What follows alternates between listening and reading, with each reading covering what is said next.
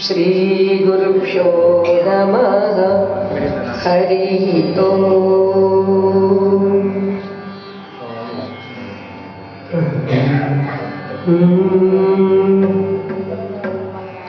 राम राम जय राम,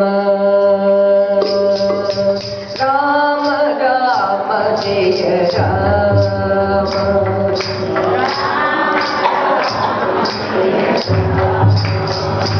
श्री राम राम जय राम,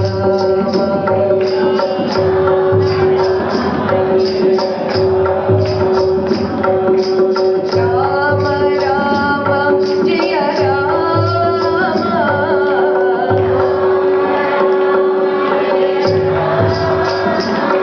श्री राम राम जय राम,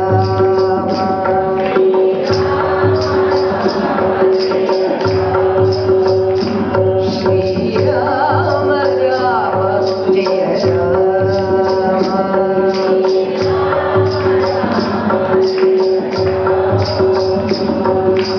कौसल्या सुख वर्धन राम,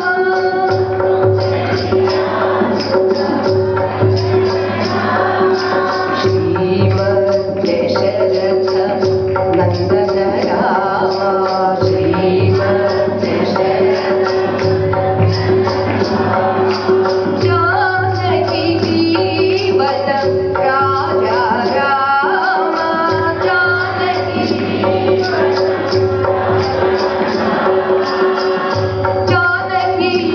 जीवन राजा राम,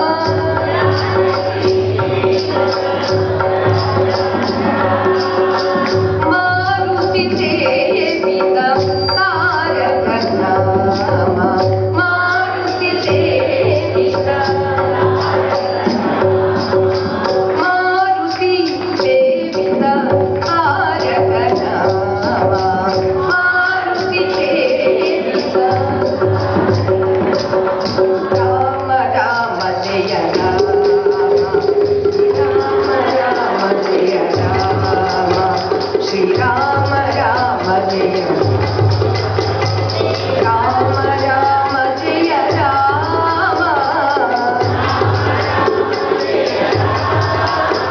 श्री राम राम जय राम।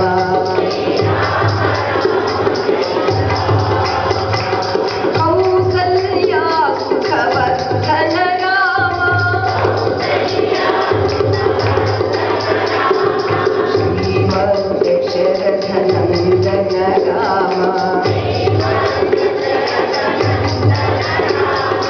जानकी जीवन राजा राम, मारुति सेवित तारक नाम, मारुति सेवित, जय राम सीताराम,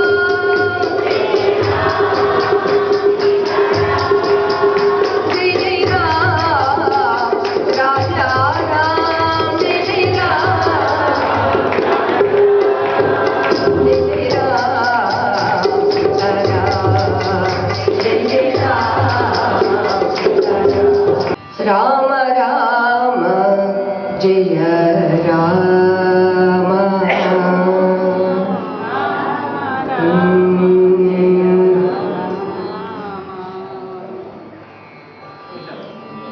यस्य भासा विभातीदं,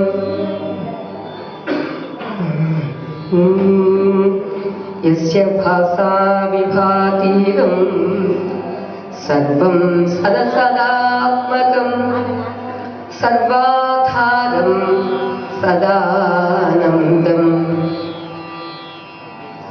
सर्वाधारं सदानन्दं,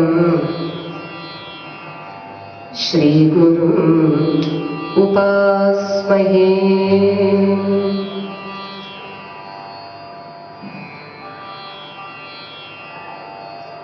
సముడై ఎవ్వడు ముక్త కర్మ చేయుడై సన్యాసి అయ్యుంటి బోవ మహాప్రీతి నొగో కుమారయంచున్ వ్యాసుడు చిరంగా వృక్షములు తన్మయతన్ ప్రతిధ్వనులు చక్కం చేసే మున్నట్టి భూతమయు మృక్కెదా బాదరాయణి తపో ధన్యాగ్రణి ధీమణి నారాయణం నమస్కృత్య నరం చైవ నరోత్తమం దేవీం సరస్వతీం వ్యాసం తతో జయముదీరయే.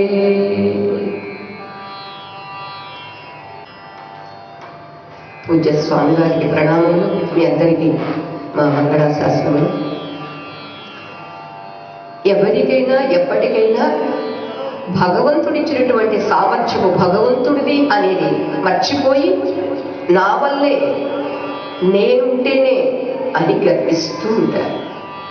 ఆ గర్వం ఎవరెవరికి తప్పలేదు అంటే భూలోకంలో ఉన్న మనకే కాదండి, బ్రహ్మగారికి తప్పలేదు. ఉదయం చెప్పుకున్నాం, 4 ముఖాలు ఉన్న బ్రహ్మకు తప్పలేదు. ఇక ఇప్పుడు ఇంద్రుడికి కూడా తప్పలేదు. ప్రతి సంవత్సరము ఇంద్రయాగం చేస్తూ ఉండేవారు నందాదులు ఉపనందాదులు అందరూ కలిసి. ఈ సంవత్సరం కూడా చేస్తాము అని అనుకున్నారు. 7వ సంవత్సరంలో గోవర్ధనోద్ధరణ, 9వ సంవత్సరంలో రాసక్రీడ, 3 సంవత్సరాల లోపుగానే చోరలీల. ఇక వెన్న దొంగతనం చేయడం 3 ఏళ్ల లోపే చేశాడు. తర్వాత వెన్న దొంగతనం చేయలేదండి, మరొక దొంగతనం చేశాడు. ఏమిటది? చిత్త చోరత్వం, మనస్సును అపహరించడం చేశాడు. అంటాడు తండ్రితో, నాన్న మీరు ఎందుకు ఇంద్రుడు చెయ్యాలనుకుంటున్నారు అంటే, మనం హోమం చేస్తే ఆయన సంతుష్టుడై పర్జన్యుణ్ణి వరుణదేవుని పంపిస్తాడు, వర్షాలు కురుస్తాయి, తద్వారా మనకి పంటలు పండుతాయి. పండినటువంటి ఈ ధాన్యంతో మరలా మనకి యాగం చేసి మరలా ఆయనకి అర్పించడం, పరస్పరం భావయంత శ్రేయ పరమవాప్స్య. అంతేత మనం వాళ్ళని ఆరాధిస్తే వాళ్ళు మరలా మనపై కరుణను కురిపిస్తారు. అంతేత ఇది నాన్న అని అన్నాడు తండ్రి. దానికి శ్రీకృష్ణ పరమాత్మ అంటారు, నాన్న ఇదంతా ఎందుకు, అవసరం లేదు. కర్మమున పుట్టు జంతువు కర్మమునను వృద్ధి పొందు కర్మమున చెడు కర్మమే జనులకు దేవత కర్మమే సుఖ దుఃఖములకు కారణమహిప. అసలు ప్రతి ప్రాణి కూడా కర్మ ఉంటేనే పుడతాడు. అందుకే కర్మం వల్ల పుట్టినటువంటి ఈ ప్రాణి తిరిగి మళ్ళా తన కర్మ వల్లే వృద్ధి పొందుతాడు. అంతేకాదు తాను చేసుకున్న కర్మ వల్లే ఒకరోజు నశింపు అవుతాడు, చెడిపోతాడు. అంచేత హే తండ్రి, ఈ కర్మ అనేటటువంటిది కర్మయే దేవత. ఇక్కడ ఒక తస్మై నమః కర్మణే, ఆ కర్మ అనేటటువంటి ఆ దేవతకు నమస్కారము చెప్పలేము. అది ఎప్పుడు ఏ రీతిగా పరిణమించి ఏ రీతిగా ఫలితాన్ని ఇస్తుందో అని అంటారు. అంచేత జనులందరికీ కర్మమే దేవత. అటువంటి ఆ కర్మమే సుఖ దుఃఖాలకి కారణమైతే కర్మాధ్యక్షుడిగా ఇంద్రుణ్ణి ఎందుకు ప్రార్థించాలి మీరు? అవసరం లేదు అన్నాడు. ఎవరన్నారు? కృష్ణుడు. 7 ఏళ్ల కుర్రాడు అన్నాడు. అయితే అప్పటికే ఇతడు చేసినటువంటి లీలలన్నీ అందరికీ తెలుసు కాబట్టి, అందున చాలా ప్రామాణికంగా మాట్లాడుతున్నాడు కాబట్టి ఎవరు కాదంటారండి? తండ్రి కూడా సరే అంటారు. ఇంకా అంటారు, కర్మములకు తగు ఫలములు కర్ములకు నిడంగా రాజుగాని సదా నిష్కర్ముడకు ఈశ్వరుండును కర్మ విహీనునికి రాజు కాడు మహాత్మా. ఎవరెవరు చేసుకున్నటువంటి ఆ కర్మల వల్ల వాళ్ళకి ఫలితాలు ఉంటాయి. అంచేత ఈశ్వరుడు కూడా వీడు తక్కువ కర్మ చేస్తే నేను ఎక్కువ ఫలితం ఇస్తాను, ఆహా, వీడు ఎక్కువ కర్మ చేసి వీడికి తక్కువ ఫలితం ఇస్తాను, ఆహా, చేసుకున్నటువంటి కర్మఫలాన్ని ఇవ్వడానికి ఈశ్వరుడే తప్ప వీడు ఏ కర్మ చేయకుండా సాక్షాత్తు ఈశ్వరుడు ఏ ఫలితాన్ని ఇవ్వడు. అంతేది ఇక్కడ అంటున్నారండి, కర్మ లేనటువంటి వాడు, కర్మ చెయ్యనటువంటి వాడికి కూడా ఈశ్వరుడు కూడా ఏమీ చెయ్యలేడు. ఈశ్వరుడు కర్మరహితునికి రాజు కాదు. ఈశ్వరుడు కర్మరహితునికి రాజు కాకపోతే మరి ఎవరికి రాజు ఈశ్వరుడు? ఎవడెవడు ఏ ఏ కర్మ చేశాడో ఆ కర్మ చేసిన వాడికి ఈశ్వరుడు. ఎందుకు ఈశ్వరుడు? నియామకుడు, ఒక ప్రభుత్వ పాలన. ఎవరెవరు ఏదేది చేశారో దానికి తగినటువంటి ఫలితము ఇవ్వడం అన్నమాట. మొన్న మీకు పితృదేవతను ఉద్దేశించి పెట్టడం అని అనుకున్నాం కదా. మేము ఒకసారి ఎక్కడికో ఫస్ట్ నేను డ్రైవ్ చేసుకుని వెళ్ళేవాళ్ళము ఈ భాగవత జ్ఞానయజ్ఞానికి. వెళ్ళేటప్పుడు ఎవరో భక్తులు దించేసేవారు, లోకల్ నేను నడుపుకునేదాన్ని. ఒకసారి ఇక్కడ కరీంనగర్ దగ్గర కేశవపట్నం ఏదో ఉందండి, అక్కడ అఖిలాంధ్ర సాధు పరిషత్ సమావేశం జరుగుతుంది. సరే మేము వెళ్ళేసరికి అందరివి భోజనాలు అయిపోయినవి, టీలు కూడా అయిపోయినవి. అక్కడ ఛాయ్ తాగుదామని ఎవరింట్లో దించారో వాళ్ళని అడిగితే అమ్మ పాలు లేవమ్మా అన్నారు. దొరకవా అన్నారు. దొరకవమ్మా అన్నారు. అప్పుడు గుర్తొచ్చింది, మనం ఎవరికో టీ ఇచ్చుకోలేదు కాబట్టి ఇప్పుడు నాకు టీ దొరకలేదు. నాకే కాదు ఎవరికి. ప్రాప్తం ఉంటే వస్తుంది, ప్రాప్తం లేదు కాబట్టి పాలు లేకుండా పోయింది. సహజంగా ఒక మహాత్ముని ఇంట్లో పెట్టుకున్నప్పుడు పాలు అవన్నీ కూడా సమకూర్చుకుంటాం కదండి.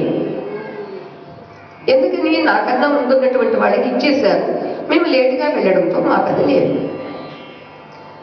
అదే నా నిమిత్తంగా ఎవరైనా దానం చేశారనుకోండి, నా టీ నాకు అక్కడ ఉంటుంది.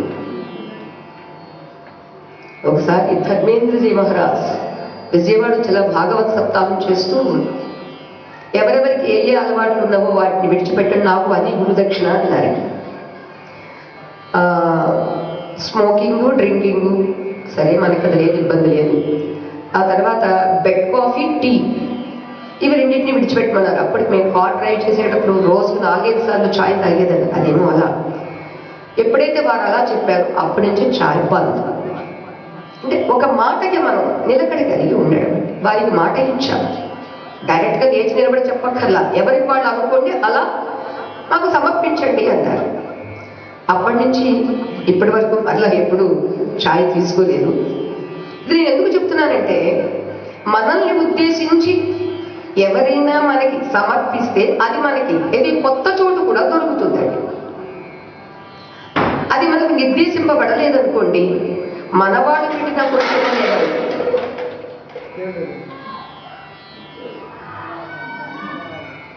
తీరా తిందాము అనేసరికి ఏదో అర్జెంట్ కాల్ వస్తుంది, విడిచిపెట్టి వెళ్ళాల్సి వస్తుంది.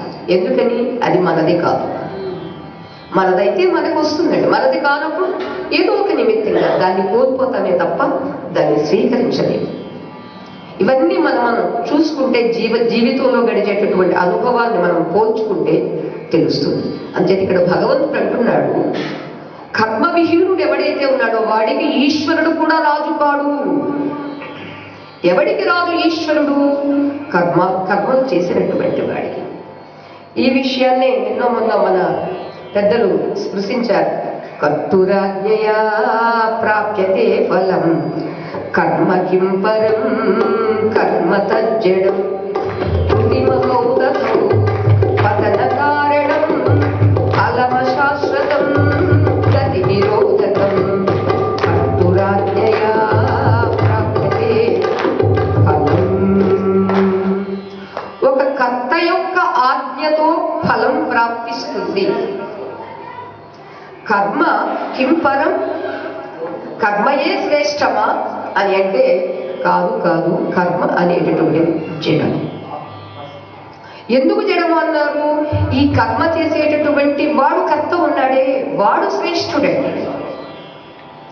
మొట్టమొదటి దానిలోనే రమణ మహర్షి చివరి ఫైనల్ స్టెప్కి వెళ్ళిపోయి అది చెప్పి మళ్ళా దాని వివరణ క్రమక్రమంగా చెప్పారు. ఎవడు కర్త? నా పనికి నేనే కర్తనండి.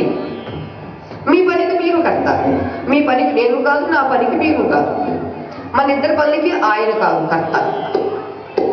అర్థమైందా? అంచేది ఏ కర్త అయితే ఉన్నాడో ఆ కర్త యొక్క ఆజ్ఞతో, వాడి ఆలోచనతో వాడు ఆ పనిలో ప్రవృత్తమవుతాడు. అంచేత పనిలో ప్రవృత్తమైనప్పుడు ఈ కర్మ తనంతట తానే ఫలితాన్ని ఇవ్వలేదు. ఎందుకని? కర్మ జడమే కానీ చైతన్యం కాదు. అర్థమవుతుందమ్మా? అంచేత కర్మ జడం. జడమైనటువంటి ఈ కర్మను ఎవడు చేస్తున్నాడు? నేను నేను నేను అనేటటువంటి కర్త అయిన వాడు చేస్తున్నాడు. కృతిమబోధతో పతన కారణం ఫలమశాశ్వతం గతి నిరోధం. ఇక చెయ్యడం పొందడం, చెయ్యడం పొందడం అనేటటువంటిది ఒక పెద్ద సాగరం. ఈ సాగరం ఏం చేస్తుంది? నేను దానిలో పడగొట్టేస్తుంది. తద్వారా ఏమవుతుంది? నీవు పొందేటటువంటి ఫలితం ఎప్పటికప్పుడు అశాశ్వతం, అశాశ్వతం, అశాశ్వతం. ఏమవుతుంది? పోనీ ఈ అశాశ్వతమైనటువంటి ఫలితము నీ యొక్క గమనాన్ని నిరోధిస్తుంది, ఆపు చేసేస్తుంది అని చెప్తారు మహర్షి. అంటే ఇక్కడ కూడా శ్రీకృష్ణ పరమాత్మ ఏం చెబుతున్నారంటే, కర్మములకు ఆయా కర్మలకు తగినటువంటి ఫలితములు కర్మ తెచ్చుకోరు, కానీ కర్మ కారణం లేకుండా ఈశ్వరుడు కూడా ఆ ఫలితాన్ని ఇవ్వడు. అంచేత తండ్రి కర్మానుగుణంగా వచ్చేటటువంటి వీటి కోసం మధ్యలో ఇంద్రుడు ఎవరు? మధ్యలో ఇంద్రుడి యొక్క ప్రమేయం ఏముంది? ఎందుకంటే ఆయన కాస్త తల బిరుసెక్కింది. ఆ బిరుసుతను ఈయన తీసేయాలి కదా. దేవతల తల బిరుసు తీయాలంటే మానవులు కాదండి, దేవతలకు దేవుడైన వాడే తీయగలడండి. సరే వద్దన్నారు. ఆ పిల్లవాడు ఇంత ప్రామాణికంగా చెబుతున్నాడు అని ఇంకా చాలా విషయాలు చెప్పారండి. దేహి కర్మవశంలో గురుతులో దేహంలో ప్రవేశిస్తుంది, మళ్ళా అది కాస్త తీరిపోయిన తర్వాత దేహాన్ని విడిచిపెట్టి మరొక శరీరంలో ప్రవేశిస్తాడు అని అంటూ, ఇలా ఇక చివరికి మరి ఏం చేద్దామరా నాన్న అంటే, ఎందుకు మనకి ఆ గోవర్ధన పర్వతం ఉంది కదా, ఆ పర్వతానికి పూజ చేద్దాము, ఆ పర్వతానికి నివేదనలు చేద్దాము. తండ్రి మన ఈ బృందావనంలో ఉన్నటువంటి వాళ్ళందరికీ, మనుష్యులకు, పశువులకు, పక్షులకు, వానరులకు, మొత్తం అందరికీ తృప్తిగా మనం భోజనం పెడదాము. అంచేత అందరూ తీసుకొచ్చి అందరూ ఆ పర్వతానికి సమర్పణ చేద్దాము అని అన్నారు. ఓ మొత్తం ఈ మనుషుల్లో బ్రాహ్మణ, క్షత్రియ, వైశ్య, శూద్ర ఎవరెవరైతే ఉన్నారో, ఏవేవైతే ఉన్నారో మొత్తం అందరూ వచ్చారండి. గోవర్ధన గిరి దగ్గరికి వచ్చి ఆ గిరికి నమస్కరించి పూజలు చేస్తూ ఉంటే బలరాముడికి కనిపించాడండి. ముందుగా గోవర్ధనగిరిని చూస్తుంటే కృష్ణయ్య కనిపిస్తున్నాడే. యశోదమ్మకి, రోహిణికి కూడా అనిపించిందండి, కృష్ణుడిలాగా కనిపిస్తున్నాడేంటి ఇక్కడ చూస్తుంటేనండి. ఆయన ఏం చేశాడంటే తెలుసా అండి, వీళ్ళందరినీ పూజలు చెయ్యమని పూజలు అందుకునేవాడిగా కూడా తానున్నాడు. ఎందుకంటే త్రిపుటి అనేటటువంటిది ఏదైతే ఉందో, కర్త, కర్మ, క్రియ, జ్ఞాత, జ్ఞానం, జ్ఞేయం, ఇవన్నీ అతడే కదండి. తెలియకుంటే 3, తెలిస్తే 1. అంచేత పూజా ద్రవ్యాలుగాను ఉన్నది అతడే, పూజించేటటువంటి గోపి గోపకులుగా ఉన్నది అతడే, పూజలు అందుకునే పర్వతంగా కూడా ఉన్నది అతడే. మొత్తానికి పూజలందరూ చాలా బాగా చేశారు. ఓ చాలా ఎక్కువగా ఆ తీసుకొచ్చినటువంటి నివేదనలు అన్నీ చేశారు. అన్నీ చేసిన తర్వాత అందరూ ఆనందంగా కూర్చుని అవి ఆరగిస్తూ ఉన్నారండి.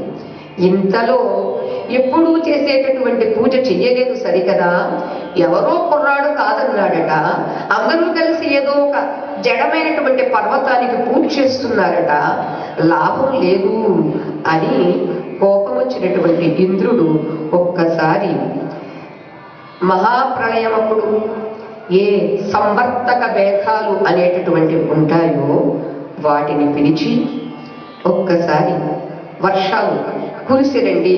ఏం వర్షం? పాషాణ వర్షం అంటే రాళ్ల వర్షం. మనకి అప్పుడప్పుడు ఏంటది వడగళ్ళ వాన అంటుంటారు. ఆ వడగళ్ళు చిన్న చిన్న వడగళ్ళు పెడితే పర్వాలేదు, పెద్ద పెద్ద వడగళ్ళు అయితే. అందుకే ఇక్కడ రాళ్ల వర్షం, పాషాణ వర్షాన్ని కురిపించాడండి. మహాకోపమున ప్రళయ ప్రవర్తకంబులము సంవర్తకాది మేఘంబులం చీరి ఇట్లనే వాటిని పిలిచి అన్నాడటండి. ఎవరు? ఇంద్రుడు. వెళ్ళి ఎవరైతే అక్కడ నన్ను కాదనుకుని చేస్తున్నారో అందరినీ కూడా మీరు రాళ్ల వర్షం కురిపించి వాళ్ళందరినీ నశింప చెయ్యండి అని కోపంతో చెప్పాడండి. సరే, ప్రభుని యొక్క ఆజ్ఞ అవి అన్నీ ఆ మేఘాలన్నీ వర్షం కురవడం మొదలుపెట్టినాయండి. అయ్యో ఏం చేయాలి అందరూ అతలాకుతలమైపోయారు. అప్పుడు అంటాడు, ఎందుకు నేనున్నానుగా, మీరేమీ భయపడద్దు. ఎందుకు తెలుసా, ఇప్పుడు మన అందరి చేత పూజలు అందుకున్నటువంటి గోవర్ధనుడు ఉన్నాడుగా, ఈ గోవర్ధనుడే మనల్ని కాపాడతాడు, ఉండండి అని ఎలా మనం ఒక చిన్న చెబుతారండి. ఏనుగు తన తొండంతో ఆ సరోవరంలో ఉన్నటువంటి ఆ పద్మాన్ని తీసి ఆ తొడిమిని పట్టుకుని ఎంత తేలిగ్గా అనాయాసంగా లేపుతుందో అలా ఈ 7 ఏళ్ల కుర్రాడు ఆ పర్వతాన్ని ఇలా లేపి ఇలా ఎత్తేసాడు. ఎత్తుతూ ఉంటే అందరూ ఆశ్చర్యపోతున్నారు.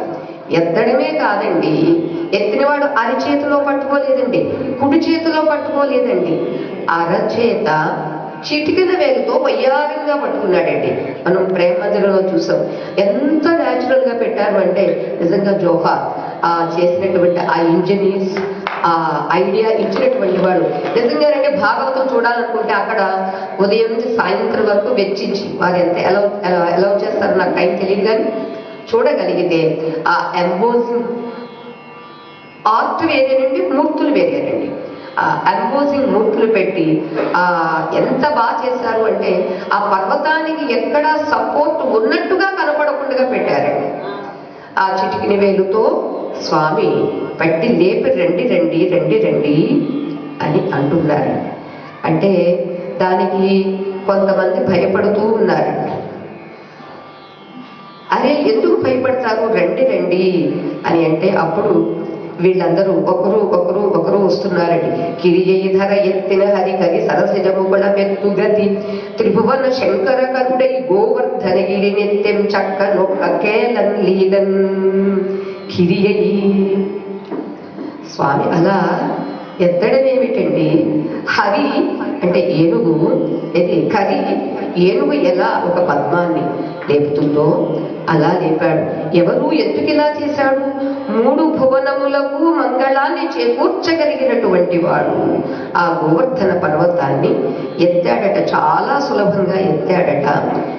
ఆ ఎడమ చేతి హస్తంతో ఎడమ చేతి చిటికిన వ్రేలి కింద పెట్టాడండి.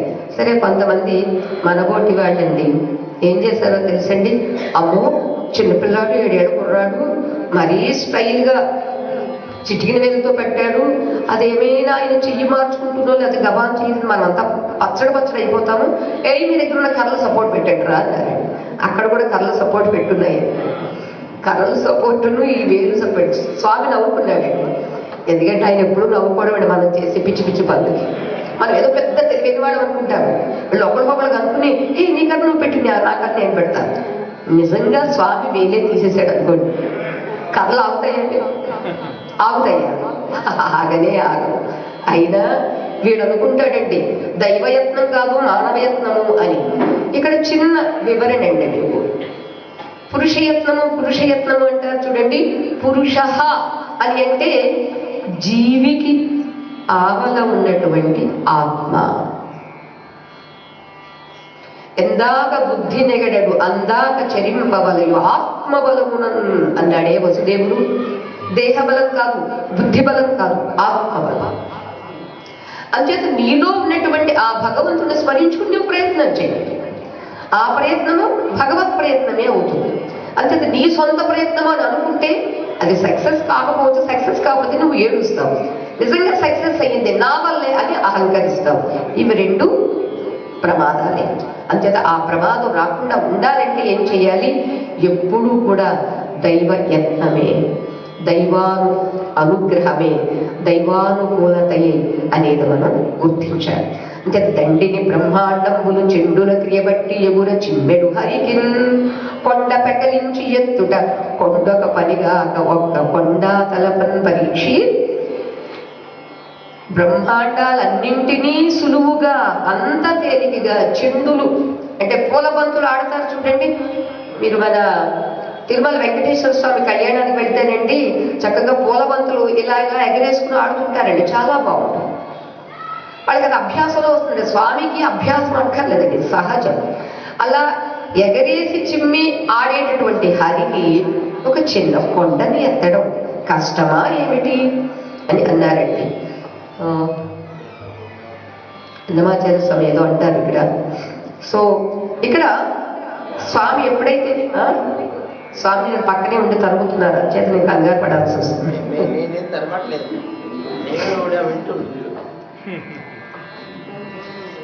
అప్పుడు అమ్మ రండి, మీరు రండి అని ఒకరిని పిలుస్తాడండి. రాతల్లి రమ్ము తండ్రి వ్రేతలు గోపకులు రండి, వినుడి కర్తక్ష్మా తలవన నుండు గోవ్రాతముతో మీరు మీకు వలసిన ఎడలను రండి రండి అందరూ రండి, మీ గోవులు కూడా తీసుకుని వచ్చేసేయండి, దీని క్రింద మీరంతా తలలు దాచుకోండి అన్నాడండి. నిన్న మనం అక్కడ చూసామండి, కొందరే వెళ్ళారని అంత పిలిస్తే కూడా మరికొందరు ఇలా చూస్తున్నారు, అసలు ఉంటారా వీళ్ళు చచ్చిపోతారా అని కొందరు చూస్తున్నారు. ఆయన కాస్త పట్టుకున్న చెయ్యి నిజంగా 7 ఏళ్ళు కొన్నాడంటే అర్భకుడు కదండి. మనతో వచ్చిన వాడిని అడిగాను, మీరైతే ఏం చేస్తారని. నేను కూడా ఆలోచిస్తానండి. సహజం కదా, ఎందుకంటే అందున తెలిసిన కృష్ణుడు ఆయన. ఎక్కడో వచ్చాడు, ఎప్పుడో దగ్గరికి వెళ్ళామంటే అబ్బో చాలా గొప్పవాడంటే మహామహిమాన్వితుడంటే అని అనుకోగలరు. వాళ్ళ తర్వాత వాడు ఉండగా పుట్టాడు, వాడు ఉండగా ఏవేవో లీలలు చేశాడు. అయినంత మాత్రాన ప్రతిదీ ఎక్కడ నమ్ముతామంటే నమ్మనివ్వదండి మన బుద్ధి. ఈ బుద్ధి ఉన్నదే, దానికి శుద్ధత్వం ఉంటే తప్ప పెద్దల మాటని నమ్మనివ్వదు. అంచేతే గురు వాక్యేషు, ఇది శాస్త్ర గురు వాక్యేషు శ్రద్ధ అని చెబుతారు. శ్రద్ధ ఏమిటంటే గురువాక్యమునందు శాస్త్రవాక్యమునందు శ్రద్ధ, విశ్వాసం ఉంటే అది శ్రద్ధ అవుతుంది. అంటే శ్రీకృష్ణ పరమాత్మ ఎంత చెబితే కూడా అందరూ వెళ్ళలేదండి, అయినా పిలుస్తూనే ఉన్నాడండి. రండి మీకెక్కడ అనువు ఉందో, మీకెక్కడ ఉండాలనుకుంటా అక్కడ ఉండండి. అది చిన్న పర్వతం కాదండి, ఇంకా ఇక్కడ పర్వతం చిన్న పర్వతమే చూపించారు, చాలా పెద్ద పర్వతం అండి. అయితే అంత పెద్ద పర్వతంలో ఆయన ఎందుకు ప్రవేశించాడో తెలుసా? దానికి ఉండే సహజ బరువుని తీసేసి తాను ప్రవేశించి తాను తేలికయ్యాడు. ఏమండి ఏదైనా చేయగలడండి. మన ఏదో చెప్తూ జంప్ అయ్యాలనిపిస్తుంది. దూర్వాస మహాముని వచ్చినప్పుడు ద్రౌపదీదేవి దగ్గరకు వచ్చి, సరిగ్గా అప్పుడే దుర్వాస మహాముని వచ్చేసరికి ద్రౌపది పాండవులు అందరూ తినడం అయిపోయింది, కడగడం కూడా అయిపోయింది. ఆ సమయంలో కృష్ణ ఏం చెయ్యాలని ఆవిడ ప్రార్థిస్తే బుడుగుని వచ్చాడైనా వచ్చి, ద్రౌపది నాకు చాలా ఆకలిస్తుంది, నాకు ఏమన్నా పెట్టు అని. ఇది ఎలా ఉంటుంది? పుండు మీద కారం జరిగినట్టుగా ఉంటుంది. అసలే నా దగ్గర ఏమీ లేదని నిన్ను ప్రార్థిస్తే ఏమిటి కృష్ణ ఇలా అడుగుతున్నావు అంటే, చూడు ఉంటుంది అన్నాడండి. శుభ్రంగా కడిగిన పాత్ర అండి. ఆ వేళ ద్రౌపది ఎవరు సర్వెంట్స్ లేరండి. సర్వెంట్స్ అయితే చక్కగా క్లీన్ చేయకపోవచ్చు, ఆమె స్వయంగా చేసుకుందండి. పూర్వకాలం వాళ్ళు ఎవరైనప్పటికీ కూడా వాళ్ళు ఏది చేయలేదు. అది చిన్న పని కావచ్చు, పెద్ద పని కావచ్చు, దాన్ని సక్రమంగా చేసుకోవడమే వాళ్ళది సహజత్వం. అంతా శుభ్రత చేసి పెట్టిన దానిలో ఉంటుంది చూడు అని స్వామి చెబితే దానిలో చిన్న తోటకూర చిన్న మొక్క కనిపించింది. ఏమండి, ఏమీ లేకపోయినా తోటకూర కాడని, తోటకూర ఆ చిన్న ఆకు ముక్కను సృష్టించగలిగిన వాడు ఏది సృష్టించలేడండి, దేన్ని తేలికగా చేయలేడండి, ఏమైనా చేయగలడు. అది ఆయన యొక్క ఘనత. ఇవాళ ఉదయం కూడా ఒక గోపిక నెత్తి మీద పెరుగు కుండ పెట్టుకుని వెళుతూ ఉందండి. వెళుతూ ఉంటే మన కృష్ణయ్య దూరం నుంచి చూసి ఒక్క, దాన్ని ఏమంటారు, ఇలా యాటల్ బార్ అంటారు, ఒక్క రాయి పెట్టి కొట్టాడండి. కుండ పగిలింది. పగిలితే ఆ పెరుగంతా ఆవిడ ఒళ్ళంతా కాలిందండి. ఆవిడ ఏమనుకుందంటే, ఏం ఫిర్యాదులు చేసినా యశోదమ్మ ఒప్పుకోవటం లేదు, ఎప్పుడు చూసినా నా పిల్లడు నా పొంగు పట్టుకునే ఉంటాడు, అసలు మీ ఇళ్ళకి ఎప్పుడు వచ్చాడు, ఏమిటి అన్యాయం మరీని, మా పిల్లాడి మీద మరీ ఎంతగా ఫిర్యాదులు చేస్తున్నారు అని యశోదమ్మ అంటుంది. అప్పుడు అందుకని సాక్షాత్తు ఆవిడకి ఎలా ఉన్నానో అలాగే వెళ్ళి చూపించాలి అని ఇంటికి కూడా వెళ్ళలేదండి. ఇంటికి కూడా వెళ్తే మళ్ళీ యశోదమ్మ నమ్మదు, అలాగే వెళ్ళిందండి. వెళితే యశోదమ్మని పిలిచి చెప్పింది. అప్పటికి వెనకే ఉంటాడు. అమ్మో ఆవిడ రాక్షసి, అమ్మ నేను వెనకే ఉంటాను, ఏంటో కనుక్కోమ్మా అన్నాడు. ఏంటమ్మా? ఇదిగో నీ కొడుకు నా కుండ పగల కొట్టాడు, ఇదిగో పెరిగంచు ఉళ్ళంతా కారి ఉంది. అప్పుడు అమ్మ అమ్మ ఇటు రా అమ్మ అని పక్కకు పిలిచి, అమ్మ నేను చెప్పేది కొంచెం శ్రద్ధగా వినాలి సుమా. ఆవిడ ఏం చేస్తుందో తెలుసా? నగరానికి, మధురా నగరానికి తీసుకుని వెళ్ళి పెరుగు అమ్మి వస్తుంది. ఆ పెరుగు పుల్లగా ఉందమ్మా. ఆ పుల్లటి పెరుగు ఎవరైనా తాగితే అందరికీ అసిడిటీ ఫార్మేషన్ అయిపోతుంది, ఆరోగ్యాలు చెడిపోతాయి. మళ్ళీ అక్కడి నుంచి వాళ్ళ కోసం వైద్యశాలలు పెట్టాలి, వైద్యుల్ని పిలవాలి. ఇదంతా ఎందుకు అని ముందు జాగ్రత్తగా నేను ఆవిడ కొండ పగలగొట్టాను అంతేనమ్మా అన్నాడు. అవును కానీ ఒరే, కొండలో పెరుగు పుల్లగా ఉందని నీకెలా తెలుసురా అన్నాడు. అమ్మా నాకెలా తెలుసు అంటున్నావు కదా, పుల్లగా ఉందా లేదా అని నువ్వు పరీక్షించాలని ఎందుకు అనుకోలేదు అన్నాడండి. చూడండి తెలివి అంటే. సరేలే అది ఎలా ఉంది ఎలా చూడాలి అంటే ఆవిడ అడిగింది. పుల్లగా ఉందట కదా అంటే లేదు లేదమ్మా చాలా కమ్మటి పెరుగు. అప్పుడు అంటాడు పక్కనే ఉండి, అమ్మ ఆవిడ చీర మీద పడింది కదా ఒకసారి నోట్లో పెట్టుకుని చూడమని. ఆ పెరుగు గుడ్డ కాస్త నోట్లో చాలా పుల్లగా ఉంది. అప్పుడు చెబుతాడు, అమ్మ నేను చెప్పింది నిజమేనా, నేను చెప్పింది నిజమేనా అంటే అవునరా, అవును రుచి చూడకుండానే పుల్లగా ఉందని ఎలా కనిపెట్టావురా అంటున్నాడు. అప్పుడు ఆ గోపికకు ఆనాటి నుంచి నెత్తి మీద కుండ పెట్టుకొని అమ్ముకోవాల్సిన అవసరం లేకుండా చేశాడు. ఇది ఆ గోపికను అనుగ్రహించినటువంటి ఘట్టం అన్నమాట. అంటే ఇక్కడ అందరినీ రండి రండి రండి రండి అని పిలుస్తున్నటువంటి కృష్ణయ్య మీకు ఎక్కడెక్కడ అనువైనటువంటి స్థానము అక్కడక్కడ మీరు నిలబడండి. అంతేకాదు మీరు అనుకోవద్దు బాలుండీతడు, వీడు చిన్న పిల్లాడు, కొండ దొడ్డది, అమ్మో కొండ చాలా పెద్దది, మహాభారంబు సైనింపగా జాలండో, ఈ భారాన్ని ఎలా వాడు భరిస్తాడు అని దీని క్రింద నిలువను శంకింపగా బోలదు. శంకించొద్దు, దీని కింద ఎలా నిలబడతాము అని మీరు ఎక్కడ సంశయాన్ని పెట్టుకోవద్దు. ఈ శైలాంబోనిధి జంతు సంయుత ధరా చక్రంబుపై పడ్డ నాకేలల్లాడదు. ఎంత అభయాన్ని ఇస్తున్నాడండి. బద్ధులార నిలుడి క్రిందం ప్రమోదంబునం. ఈ శైలాంబోనిధి ఉన్నదే ఇది మొత్తం ఈ భూచక్రమంతా ప్రపంచమంతా వచ్చి ఈ పర్వతం మీద పడినా నాకేం షేక్ కూడా ఇవ్వదు, కేలల్లాడదు. అందుచేత బంధువులారా అందరూ రండి రండి, దీనికి ఎందుకు వచ్చేసేయండి వచ్చేసేయండి వచ్చేసేయండి వచ్చేసేయండి. ప్రమోదంతో ఆనందంగా ఉండండి, మీకేమీ ఇబ్బంది రాదు. నేను చెబుతున్నాను చెప్పాడండి స్వామి. అంతగా చెప్పినా కూడా ఇంకా కొందరు రానట్టుగా ఇక్కడ చూపించారండి. కానీ భాగవతంలో వెళ్ళిపోయినట్టుగానే చెబుతారు. కానీ ఇక్కడ మనకి చాలా సహజత్వాన్ని, కొంతమంది ఆ పర్వతం క్రిందకి వెళ్ళిన చుట్టూరు కొంతమందిని పెట్టారు. సో ఇలా ఎప్పుడైతే ఆ హరి అలా చెప్పారో, ఆ హరి చెప్పాడు కదా అని అందరూ ఒకరినొకరు చెప్పుకుంటూ అందరూ వెళ్ళారండి. అలా వెళ్ళినటువంటి వాళ్ళు 7 రోజులంటే 7 అహోరాత్రులు కృష్ణుడు అలాగే ఉన్నాడు. వెర్రి గొల్లలు కర్రలు బోటు పెట్టారు, నవ్వుకున్నాడు. అలా 7 అహోరాత్రులు ఎవరికి ఆకలి వెయ్యలేదా, ఎవరికి దప్పిక కలగలేదా అని అంటే శ్రీకృష్ణుడి యొక్క ముఖారవిందాన్ని దర్శిస్తూ ఆ ముఖారవిందము నుండి స్రవించేటటువంటి అమృత ధారలను గ్రోలుతూ గడిపారు 7 రోజులు. ఎవ్వరికి మరి ఏ చింత లేదండి.